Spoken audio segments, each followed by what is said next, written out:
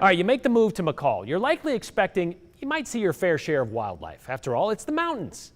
And the forests and lakes and the higher elevations, prime property for deer and elk, bears, foxes, you name the native Idaho species.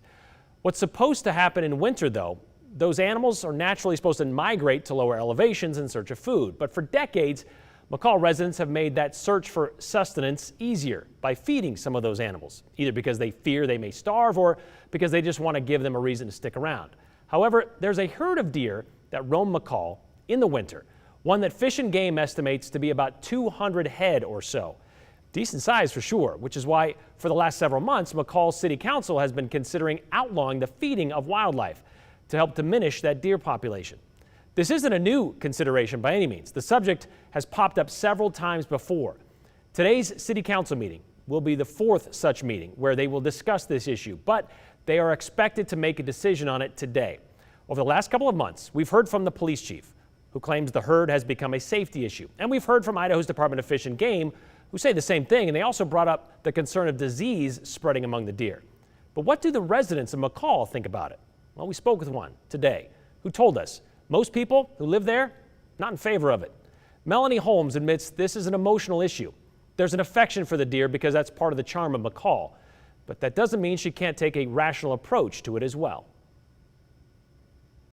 You know, the deer have been here 60 plus years, if not more. I've talked to many old timers. This has been going on for a long time in McCall.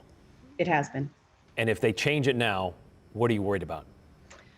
I'm worried about a lot of things, actually. I'm concerned about the character of our town. I'm concerned that the community is not looking to be behind this action. They do not want the ordinance. There's been over 500 comments that I've seen that simply don't want the council to make this decision based on what will happen going forward. The chief of police mentioned in the couple of times we've done this story that the issue is safety for the animals and for the people. They've had aggressive deer. It's drawing mountain lions in to hunt these deer. And they're also, having to clean up either dead or injured animals that have been hit by cars. Number one, this is not new. This has been going on for many decades. And this is a people problem. Let's be clear. This is a person problem. It's not an animal problem. People are speeding, there's more traffic, and they just need to slow down, and the speed limits need to be enforced. But ultimately, none of what you have just quoted is new. With wilderness comes wildlife. And we should, in my mind, respect that. Is your issue with this ordinance the feeding or the relocating of the deer? It's the relocating. I have no problem with this ordinance. As written, I think it would be actually a good ordinance to have in town. My problem is the reaction from Fish and Game. While the ordinance itself doesn't include the involvement of Idaho's Department of Fish and Game, the state agency is tasked with managing the state's wildlife.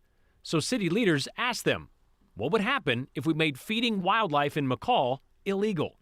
Well, those deer would have to find food elsewhere, and that would likely mean relocating and returning them to their natural migratory pattern, which Melanie says is her biggest concern. As a private citizen, obviously I'm disturbed by this management plan, and I've done a lot of research. And, Utah has discontinued this plan altogether, along with Washington and Oregon, citing 50% survival rates in a move. So the deer just don't survive it. Melanie is referring to this 2019 article from Utah's Division of Wildlife Resources, where they say 50% of their relocated mule deer didn't make it. But that's not the same data Idaho's Fish and Game is seeing. What we have seen when we look at, studies that look at a whole bunch of different trap and translocate programs, the average mortality during the trapping is about 4 to 5%. And then upon release, they experience somewhere between 20 to 25% mortality. And that's just basically an effect of them getting used to new surroundings and new threats that are different than what they have existed with in town before. 20 to 25% when they're relocated. How does that compare to what McCall saw even just last winter? So last winter, between the police department and Idaho Fish and Game, we responded to at least 40 calls for injured, dead, or dying deer in town. If we look at probably 150 to 200 total deer in town, that's already a mortality rate of somewhere in the 20 to 25% range. Okay, so you're saying whether they're dying in town or they're dying when they're relocated, it's kind of, I mean, to not sound callous, it's kind of a wash, but you're not making it worse by relocating them. That is our hope, absolutely. You know, if during any of the trap and translocate process, we see that something's going wrong, we'll step back and reevaluate, absolutely. But, you know, based on those things that we've done before, based on studies from across the country and across the years, right, it looks like mortality from a trap and translocate program isn't really that different than what they're experiencing now. And Fish and Game would like to point out and make clear that if this ordinance passes, this program will be a relocation, not an eradication of these deer in McCall. And they point out those 40 calls last winter that they got, well, those are only the ones they knew about. So the mortality rate of deer in town could actually be a little bit higher.